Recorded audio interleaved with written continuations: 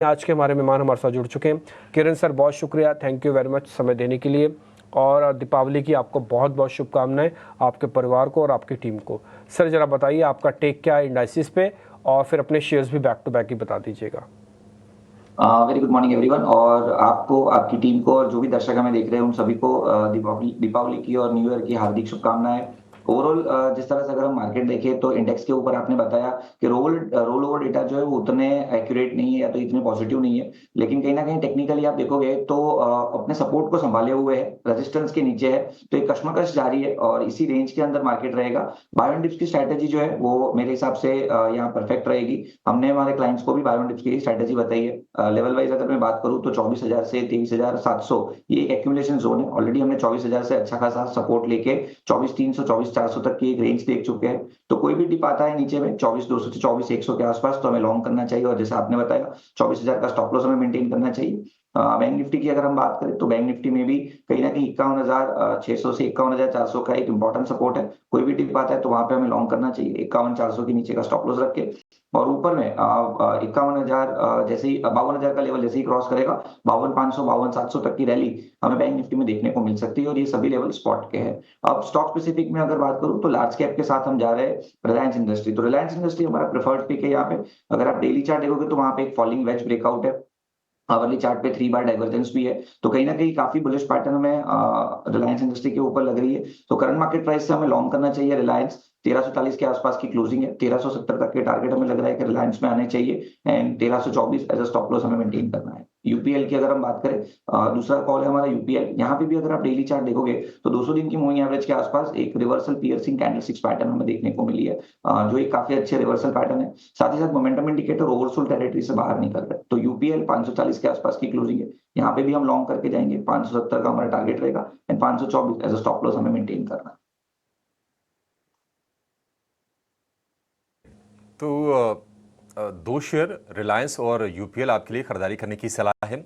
और इंडेक्स पे जो रणनीति है किरण जी की वो है बाय ऑन डिप्स की, लेकिन ऐसा नहीं कि छोटा मोटा डिप आए उसको बाय कर लीजिए आप। लेवल्स भी आप गौर से आपने सुना होगा 24,100 के 150 के आसपास अगर निफ्टी आए तो फिर 200 के आसपास तो वहां पर बाय ऑन डिप कीजिए 24,000 के स्टॉप लॉस के साथ। ये आपके लिए निफ्टी में रणनीति है। और दो शेयर बता दिया किरण जी ने आपके लिए खरीदारी के लिहाज से। हमारे साथ जुड़ गए हैं जेएम फाइनेंशियल से अवनी भट्ट भी। अवनी जी, बहुत शुक्रिया आपका समय देने के लिए। स्वागत है आपके टी नाउ स्वदेश पर। अवनी जी, पहले तो आपको दिवाली की ढेर सारी शुभकामनाएं। बताइए आज स्टॉक्स में कहां पर फोकस है आपका? Good morning Abhishek ji. TT now स्वदेश की एंटायर टीम, सारे पैनलिस्ट और सारे दर्शकों को दिवाली की बहुत बहुत शुभकामनाएं। तो आज मेरा पहला स्टॉक जो कि कॉमन हो रहा है वो है रिलायंस। तो रिलायंस में हमने देखा है कि पिछले 5 दिनों के प्राइस एक्शन को देख करके क्लियर इंडिकेशन है कि 1320 के करीबन एक बेस बना लिया है। आरएसआई पे एक क्लियर पॉजिटिव डाइवर्जेंस है और स्टॉक क्वार्टरली डिमांड जोन पे है। तो शॉर्ट टर्म के नजरिए से भी रोल ओवर्स करीबन 77% तक हो चुके हैं, एंड फ्यूचर्स में भी शॉर्ट कवरिंग के बाद अब लॉन्ग एडिशन की शुरुआत हो रही है। सो रिलायंस में व्यू पॉजिटिव रहेगा नवंबर सीरीज के लिए। 1340 के करीबन इसका क्लोज था। ऊपर टारगेट 1380 और 1410, ये दो टारगेट्स के लिए हम इसमें खरीदारी कर सकते हैं। 1320 का हमें स्टॉप लॉस लगाना है। दूसरा स्टॉक रहेगा एलआईसी हाउसिंग फाइनेंस, जिसने वीकली चार्ट्स में हेड एंड शोल्डर पैटर्न का सपोर्ट लेकर स्टॉक ने रिवर्सल दिया है। कल के क्षेत्र में डेली चार्ट्स पे 50 दिन का और 200 दिन का एक्सपोनेंशियल मूविंग एवरेज के ऊपर मूव देने में स्टॉक कामयाब रहा है। हालांकि एंड में जो थोड़ी बहुत प्रॉफिट बुकिंग हमें दिखाई दी थी, लेकिन जो बाय ऑन डिप्स का हम हमेशा वेट करते हैं वो डिप आ चुका है और ये एक अच्छा खरीदारी का मौका है। सो प्रॉफिट बुकिंग के बावजूद higher high higher low formation intact है। तो एलआईसी में हम बाय करेंगे 630 से 635 के रेंज में। 680 एंड 710 ये दो टारगेट्स रहेंगे, और 612 का स्टॉप लॉस लगाना है। तो एलआईसी हाउसिंग फाइनेंस इस स्टॉक पर अवनी ने खरीदारी की राय दी है। 680 से 710 तक के लेवल्स यहां पर दिखाई दे सकते हैं। आगे बढ़ते हैं और खबरों वाले शेयर्स पर फोकस करते हैं। इस बीच शरद हमारे साथ बिल्डकॉन, इसके साथ ही कई सारे एक्विजिशंस भी हुए हैं अक्रॉस द सेक्टर्स। सभी स्टॉक्स आज फोकस में रहेंगे। शरद, शुक्रिया पूरी डिटेल्स के साथ हमारे साथ जुड़ने के लिए। इस बीच हमारे साथ मयूरेश जोशी भी जुड़ चुके हैं। शुक्रिया समय निकालकर हमारे साथ ईटी नाउ स्वदेश पर जुड़ने के लिए और सबसे पहले दिवाली की शुभकामनाएं। मयूरेश, आपसे पूछना चाहूँगी, नतीजों का दौर चल रहा है। एल&टी के जो नतीजे आए वो काफ़ी अच्छे रहे, ऑर्डर इनफ्लोस काफ़ी शानदार थे और second half of the year के लिए मैनेजमेंट का कमेंट्स और मैनेजमेंट का नज़रिया भी काफ़ी अच्छा है। कैपिटल गुड्स सेगमेंट पर आपकी क्या राय रहेगी और एल&टी पर इन पर्टिकुलर?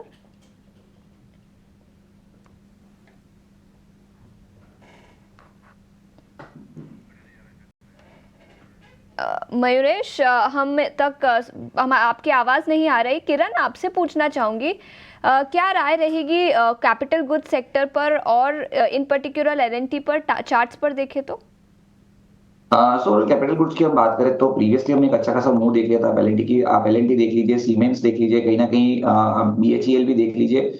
तो एक अच्छे खासे रनअप के बाद की ये प्रॉफिट बुकिंग है। ये प्रॉफिट बुकिंग है डेफिनेटली जो वैल्यू बाइंग है वहाँ पे हमें दो स्टॉक्स प्रेफर्ड है जो ऑलरेडी हमने डिस्कस किया। एक तो आपने पूछ ही लिया है, वो है एल&टी।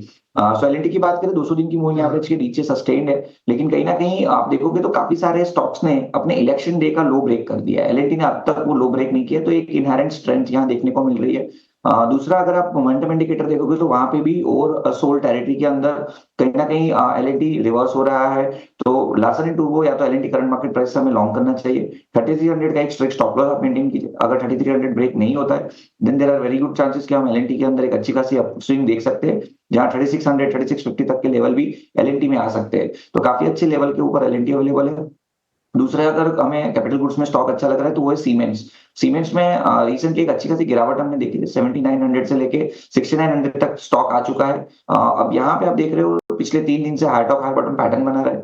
राइजिंग ट्रेंड लाइन का भी सपोर्ट है और मोमेंटम इंडिकेटर में बुलिश डाइवर्जेंस देखने को मिल रहा है। तो सीमेंस भी करंट मार्केट प्राइस से हम लॉन्ग कर सकते हैं। कोई भी डिप आए तो वहां पे भी हम लॉन्ग करना चाहिए। 6700 का स्टॉप लॉस आप मेंटेन कीजिए और वापस अगर आप एक आध महीना स्टॉक को दे सकते हो तो 72 7300 तक की रैली सीमेंस में भी आ सकती है। डेफिनेटली मेरे हिसाब से सीमेंस एंड एल&टी दोनों में लॉन्ग करना चाहिए।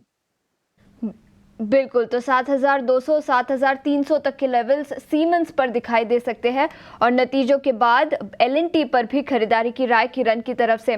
अवनी, एफएमसीजी सेक्टर पर नजर डालते हैं। कल बाजार में कमजोरी दिखी, लेकिन निफ्टी एफएमसीजी एक अकेला सेक्टोरल इंडेक्स था जो हरे निशान में बंद होता हुआ नजर आया और करीब आधे % की तेजी यहां पर दिखी। एफएमसीजी इंडेक्स पर आपकी क्या राय रहेगी और इसी इंडेक्स से कोई सेक्टर स्पेसिफिक कॉल्स जहां पर फ्रेश पोजीशंस लिए जा सके? जी, मेरे हिसाब से एफएमसीजी ओवरऑल सेक्टर जो है वो काफी इसमें गिरावट देखने मिली है और अब ये क्वार्टरली सपोर्ट्स पे है। तो क्वार्टरली सपोर्ट्स पे हमेशा एक रिवर्सल हमें दिखता है। तो यहाँ से मेरे हिसाब से अभी ये एक्यूमुलेशन जोन में आ चुका है। आपको नजरिया थोड़ा सा लंबे समय का रखना होगा, बहुत शॉर्ट टर्म ट्रेडिंग के लिए नहीं है, लेकिन ये बहुत सारे ही स्टॉक्स अच्छे एक्यूमुलेशन जोन में आ चुके हैं। तो एफएमसीजी सेक्टर को आप 3 से 4 महीने का समय दीजिए और यहाँ से एक्यूमुलेट करने की शुरुआत कीजिए। इसमें से सबसे अच्छा जो अभी फिलहाल नजर आ रहा है वो है आईटीसी, शॉर्ट टर्म ट्रेडिंग के पर्सपेक्टिव से भी और एक्यूमुलेशन के पर्सपेक्टिव से भी आईटीसी में हम पोजीशंस बना सकते हैं। और दूसरा जो काउंटर है वो रहेगा मैरिको का। तो मैरिको में नतीजों के बाद हमने एक अच्छी उछाल देखी, वहां से प्रॉफिट बुकिंग भी देखा। तो ये एक नॉर्मल रिट्रेसमेंट है, लेकिन अब इसने बेस बना लिया है। तो यहाँ से भी अभी कल की जो क्लोज थी अराउंड 650 के करीबन एक अच्छा बाइंग लेवल है और इसमें आप स्टॉप लॉस लगा सकते हो नीचे 630 का। और ऊपर की तरफ अगेन ये समय देना पड़ेगा, ऊपर की तरफ 710 के तरफ इसमें मूव हमें नजर आ सकता है।